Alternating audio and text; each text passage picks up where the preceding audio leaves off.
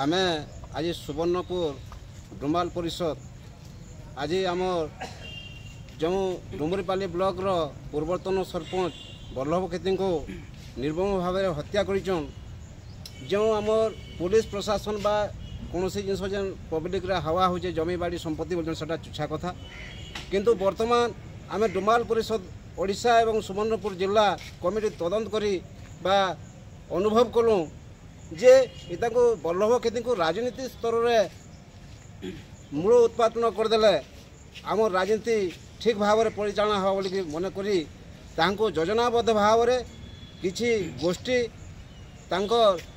चक्रांत आज निर्मम भाव में हत्या करिचन।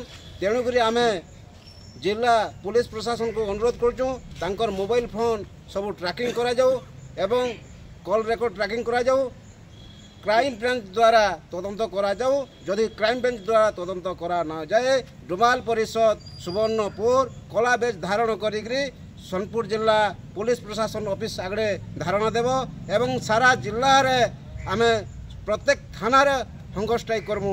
यह हूँ डुमाल परिषद सुवर्णपुर निष्पत्ति। मुई अश्विनी कुमार महाकुर जिला परिषद डुमाल परिषद सुवर्णपुर सभापति।